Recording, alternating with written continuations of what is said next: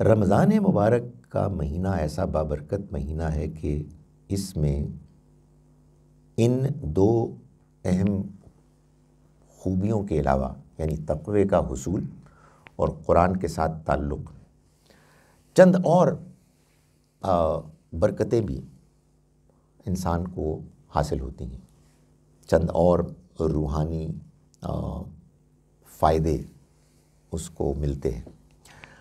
ان میں سے ایک شکر گزاری ہے۔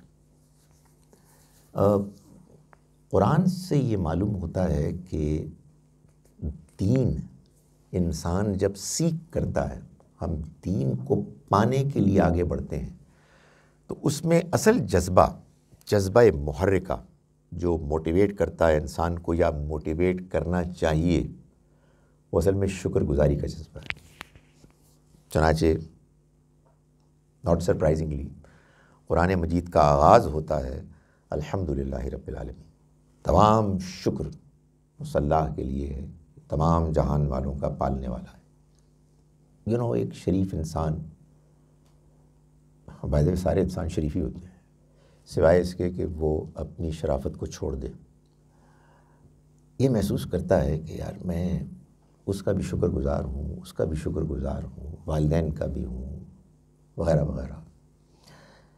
جس نے سب کچھ دیا ہے، یہ زندگی، رشتے ناتے، ضروریات کو پورا کرنے کے لیے وسائل وغیرہ، تو اس کا شکر ادا کرنا تو سب سے زیادہ ضروری ہے۔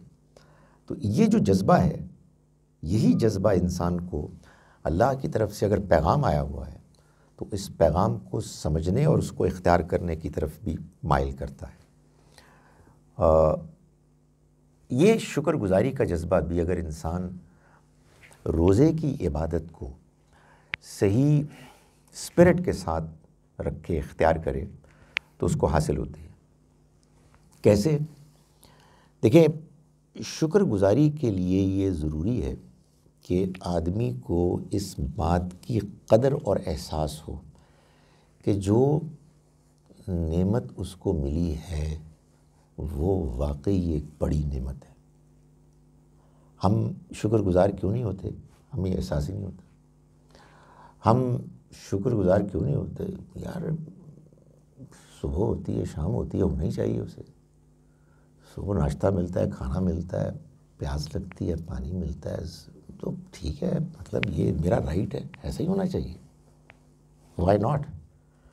تو شکر گزاری کبھی نہیں پیدا ہوگی۔ شکر گزاری حقیقت میں پیدا ہوتی ہے جب آدمی محروم ہوتا ہے۔ قدر نعمت بعد الزوال، آدمی کو آزادی کی نعمت کا احساس ہوتا ہے جب وہ قید ہوتا ہے۔ آدمی کو I'm telling you the truth، والدین کی نعمت کا احساس ہوتا ہے جب وہ چلے جاتے ہیں، وغیرہ۔ اور جو بھی نعمت آپ کے پاس ہے وہ جب چلی جاتی ہے تو آپ کو محسوس ہوتا ہے کہ یہ کتنی بڑی نعمت تھی۔ اس سے پہلے آدمی بالکل ناشکرا ہوتا ہے، کوئی احساس نہیں ہوتا۔ اسی طرح سے کھانے پینے کی نعمت، صبح سے لے کے شام تک آدمی جب بھوکا پیاسا رہتا ہے تو اسے احساس ہوتا ہے کہ یار یہ بڑی چیز ہے، میں تو اس کو فار گرانٹیڈ لے رہا تھا، یہ تو مجھے ملنی چاہیے۔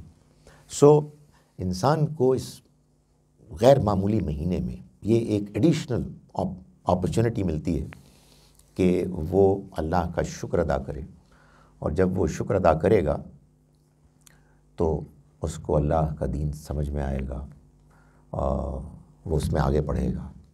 اور یہ کیسے اس کو حاصل ہوتا ہے؟